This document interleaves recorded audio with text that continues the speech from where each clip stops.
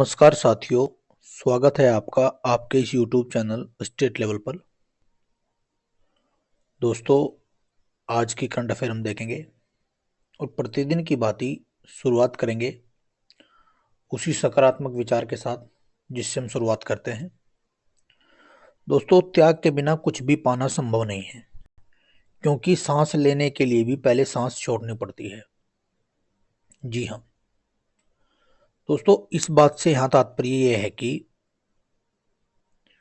जब आप सफलता के मार्ग पर चलते हैं तो कुछ चीज़ों को छोड़ना पड़ता है, क्योंकि कहा भी जाता है जितना बड़ा त्याग उतनी बड़ी सफलता। सिर्फ यहाँ एक सीधा सा मतलब यही है कि जो चीज़ें आपके मार्ग में बाधा बन रही हों,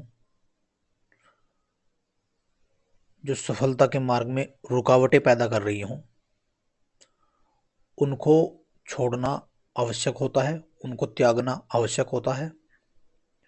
तो इसलिए उन सभी चीज़ों का त्याग कर दीजिए जो आपके मार्ग में बाधा बन रही हों और आपकी पढ़ाई में रुकावटें पैदा करती हों।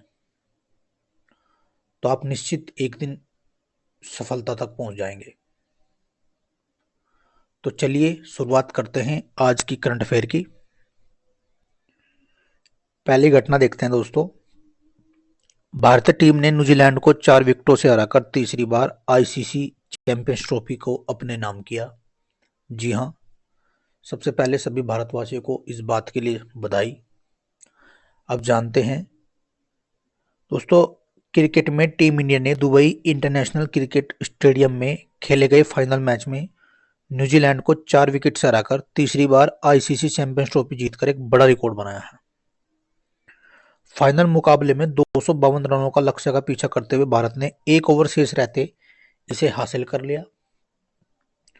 कप्तान रोहित शर्मा को प्लेयर ऑफ द मैच और न्यूजीलैंड के रचिन रविंद्र को प्लेयर ऑफ द सीरीज घोषित किया गया है। तो भारत ने ये चैंपियंस ट्रॉफी 2025 को जीत लिया है और ये कारनामा भारत ने तीसरी बार किया है। और अभी पीछे 2024 में भी भारत ने T20 वर्ल्ड कप अपने नाम किया था। तो इस बात से हमें जानकारी मिलती है। चलिए घटना नंबर 2 देखते हैं। दोस्तों, मध्य प्रदेश के 9वें टाइगर रिजर्व माधव राष्ट्रीय उद्यान का उद्घाटन किया जाएगा। यानी मध्य प्रदेश में 9वां टाइगर रिजर्व घोषित किया गया है। अब देखते हैं कौन सा है। मध्य प्रदेश के मुख्यमंत्री मोहन यादव एक बाघ और एक बाघिन को छोड़कर राज्य के 9वें टाइगर रिजर्व माधव राष्ट्रीय उद्यान का उद्घाटन करेंगे। मुख्यमंत्री पार्क के अंदर 13 किलोमीटर लंबी पत्थर की सुरक्षा दीवार का उद्घाटन भी करेंगे। श्री यादव ने राज्य का 9वां बाघ अभयारण्य उपहार में देने के लिए प्रधानमंत्री नरेंद्र मोदी के प्रति आभार व्यक्त किया है, जो देश का 58वां ऐसा संरक्षित पार्क होगा। शिवपुरी जिले में स्थित यह बाघ अभयारण्य वन्यजीव संरक्षण और पर्यटन को बढ़ावा देगा, जो वन्यजीव संरक्षण के क्षेत्र में मध्य प्रदेश की बड़ी उपलब्धि है। राष्ट्रीय उद्यान में अभी 5 बाघ हैं। राष्ट्रीय बाघ संरक्षण प्राधिकरण और भारतीय वन्यजीव द्वारा भारत में बाघों की स्थिति, सह शिकारी और शिकार 2022 रिपोर्ट के अनुसार देश में सबसे अधिक 785 बाघ मध्य प्रदेश में हैं, कर्नाटक में 563 और उत्तराखंड में 560 बाघ हैं। तो भी ये माधव राष्ट्रीय उद्यान अभी जो शुरू किया गया है, ये मध्य प्रदेश में शुरू किया गया है। चलिए अगली घटना देखते हैं दोस्तों। World audio visual and entertainment summit का पहला एडिशन 1 से 4 मई को मुंबई में होगा। World audio visual and entertainment summit, अब देखते हैं क्या है। केंद्रीय सूचना एवं प्रसारण मंत्रालय ने रविवार को कहा कि आगामी world audio visual and entertainment summit waves भारतीय क्रिएटर्स और टेक्नोलॉजिस्ट को ग्लोबल इंडस्ट्री लीडर से जोड़ने के लिए एक प्रमुख मंच के रूप में काम करेगा। वेव्स का पहला एडिशन 1 मई से लेकर 4 मई के बीच मुंबई में आयोजित होने जा रहा है। वेव्स भारतीय टैलेंट को दिखाने के लिए मीडिया और इंटरटेनमेंट इंडस्ट्री के पेशेवरों को एक साथ लाएगा। यह कार्यक्रम 4 प्रमुख क्षेत्रों पर केंद्रित होगा, जिसमें प्रसारण एवं infotainment, AVGC XR, animation, visual effects, gaming, comics और विस्तारित वास्तविकता, डिजिटल मीडिया एवं इनोवेशन और फिल्म शामिल हैं। इस कार्यक्रम का उद्देश्य भारतीय और अंतर्राष्ट्रीय इंडस्ट्री लीडर्स के बीच साझेदारी के जरिए नए अवसर पैदा करना है। तो आपको तो सिर्फ इतना ही जान लेना है कि ये जो वेव्स का जो पहला एडिशन है ये 1 मई से लेकर 4 मई के बीच मुंबई में आयोजित किया जाएगा। चलिए अगली घटना देखते हैं। नोएडा में माइक्रोसॉफ्ट इंडिया का डेवलपमेंट सेंटर का शिलान्यास, यानी नोएडा में, उत्तर प्रदेश के नोएडा जिले में माइक्रोसॉफ्ट इंडिया का डेवलपमेंट सेंटर का शिलान्यास। अब देखते हैं 7 मार्च 2025 को नोएडा में माइक्रोसॉफ्ट इंडिया के डेवलपमेंट सेंटर का शिलान्यास हुआ। यह सेंटर भारत में माइक्रोसॉफ्ट का सबसे बड़ा डेवलपमेंट और रिसर्च सेंटर होगा। इस सेंटर में cloud computing, quantum computing, artificial intelligence और साइबर सुरक्षा से संबंधित तकनीकों पर विशेष ध्यान दिया जाएगा। ये बात आपको याद रखनी है। तो नोएडा में हाल ही में इसका उद्घाटन किया हुआ है योगी आदित्यनाथ जी की उपस्थिति में। चलिए अगली घटना देखते हैं। भारतीय सेना की टुकड़ी सैन्य अभ्यास खंजर 12 के लिए हुई रवाना। अब देखते हैं। भारतीय सेना की टुकड़ी रविवार को भारत संयुक्त विशेष बल अभ्यास खंजर 12 के लिए रवाना हुई। भारत और किर्गिस्तान के बीच खंजर का यह 12वां भाग 10 मार्च से 23 मार्च 2025 तक किर्गिस्तान में होगा। यानी ये जो युद्ध अभ्यास है ये भारत और किर्गिस्तान के बीच होता है। इस बार पीसीएस की प्री परीक्षा में कुछ युद्ध अभ्यास तिथि वाइज पूछ लेते, तो आपको याद रखना है ये 10 से 23 मार्च के बीच होगा।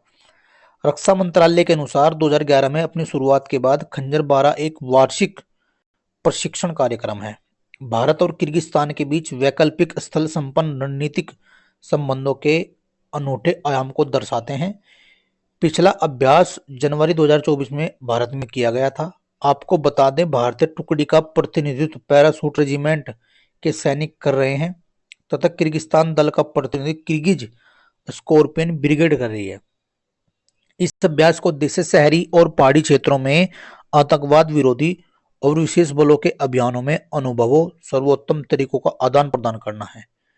इस अभ्यास में स्नाइपिंग, कठिन बिल्डिंग इंटरवेंशन और माउंटेशन क्राफ्ट के उन्नत विशेष बल कौशल विकसित करने पर भी ध्यान दिया जाएगा। चलिए अगली घटना देखते हैं। टेनिस, सिद्धांत बंटिया और उनके जोड़ीदार अलेक्जेंडर डोंस्की ने एटीपी किगाली चैलेंजर का डबल्स का खिताब जीता है। अब यह देखते हैं। तो टेनिस में भारत के सिद्धांत बंटिया और बुल्गारिया के उनके जोड़ीदार अलेक्जेंडर डोंस्की ने रवांडा में किगाली में एटीपी किगाली चैलेंजर्स का डबल्स का खिताब जीत लिया है। इस जोड़ी ने फाइनल में फ्रांस के जोरोफे ब्रिंकनोस और चोकिया के कोलार जेडनेक की जोड़ी को हराया। यह बंटिया का पहला एटीपी चैलेंजर खिताब है। तो आपको याद रखना है, टेनिस में भारत के सिद्धांत बंटिया और बुल्गारिया के उनके जोड़ीदार ने फ्रांस के खिलाड़ियों को हराया है। चलिए अगली घटना देखते हैं। लिबरल पार्टी ने मार्क कार्नी को कनाडा का नया प्रधानमंत्री चुना है। ये हैं मार्क कार्नी, इनके बारे में जान लेते हैं। पूर्व central banker mark Carney Canada के अगले प्रधानमंत्री होंगे। सत्तारूढ़ लिबरल पार्टी ने उन्हें अपना नेता चुना है। 59 वर्षीय कार्नी प्रधानमंत्री जस्टिन ट्रूडो की जगह लेंगे, जिन्होंने जनवरी में अपने इस्तीफे की घोषणा की थी। 59 वर्षीय कार्नी ने पहले बैंक और कनाडा के गवर्नर के रूप में कार्य किया। बाद में ये 2013 में बैंक ऑफ इंग्लैंड का नेतृत्व करने वाले पहले गैर नागरिक बने। तो आपको याद रखना है, सत्तारूढ़ लिबरल पार्टी के नेता को हाल ही में मार्क कार्नी को कनाडा के अगले प्रधानमंत्री के रूप में चुना गया है। चलिए अगली घटना देखते हैं। Amul the taste of India, Bharat की अग्रणी डेयरी सहकारी संस्था अमूल ने प्रतिष्ठित U government India value ranking 2025 में तीसरा स्थान प्राप्त किया है। यह शीर्ष 3 एकमात्र एफएमसीजी ब्रांड बन गया है। यह अमेजन और फ्लिपकार्ट के साथ खड़ा है, जो इसके व्यापक उपभोक्ता विश्वास और मूल्य के लिए पैसा प्रस्ताव को दर्शाता है। यह उपलब्धि अमूल के सहकारी मॉडल की ताकत को उजागर करती है, जो किसानों के लिए उचित मूल्य सुनिश्चित करती है और भारतीय घरों में उच्च गुणवत्ता वाले किफायती डेयरी उत्पाद उपलब्ध कराती है। तो दोस्तों, हाल ही में आई इस रिपोर्ट के अनुसार ये तीसरा ब्रांड बन गया है, तो आपको याद रखना है। चलिए अब देखते हैं दोस्तों नेक्स्ट घटना। भारत के पावर ग्रिड को मजबूत करने और नवीकरणीय ऊर्जा एकीकरण में नवाचार को बढ़ावा देने की दिशा में एक महत्वपूर्ण कदम के रूप में केंद्रीय विद्युत और आवास एवं शहरी मामलों के मंत्री श्री मनोहर लाल ने 9 मार्च 2025 को ग्रिडकॉन 2025 अंतर्राष्ट्रीय सह प्रदर्शनी का उद्घाटन किया। यह भव्य कार्यक्रम आईआईसीसी यशोभूमि द्वारका नई दिल्ली में केंद्रीय विद्युत और नवीन एवं नवीकरणीय ऊर्जा राज्य मंत्री श्री श्रीपद येसो नाइक की उपस्थिति में आयोजित हुआ। तो आपको याद रखना है, भारत के पावर ग्रिड को मजबूत करने के लिए एक सम्मेलन नई दिल्ली में आयोजित हुआ। ग्रिडकॉन 2025 का आयोजन power grid corporation of India limited power grid द्वारा 9 से 11 मार्च तक विद्युत मंत्रालय के संरक्षण में और CIGRI इंडिया के सहयोग से किया जा रहा है। चलिए अंतिम घटना देखते हैं HPCL की।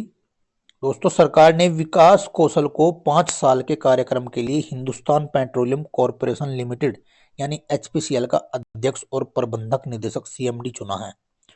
इनका नाम है विकास कौशल। वह रजनीश नारंगी जंग लेंगे, जो सितंबर 2024 से अंतरिम CMD के रूप में काम कर रहे थे। ऊर्जा, तेल और गैस तथा बिजली क्षेत्रों में 3 दशकों से अधिक अनुभव वाले नेता कौशल ने प्रमुख भारतीय ऊर्जा कंपनियों में रणनीतिक परिवर्तनों और डिजिटल पहलों का नेतृत्व करने में महत्वपूर्ण भूमिका निभाई है। तो HPCL का अध्यक्ष और प्रबंध निदेशक जो चुना गया है वो विकास कौशल को चुना गया है। चलिए अब बात करते हैं रिवीजन की, और प्रतिदिन हम रिवीजन करते हैं। दोस्तों, रिवीजन में मैंने जनवरी 2025 को चलाया हुआ है। उत्तर प्रदेश सरकार द्वारा संस्कृति उत्सव का आयोजन कब किया गया? तो 2 जनवरी से 26 जनवरी तक किया गया।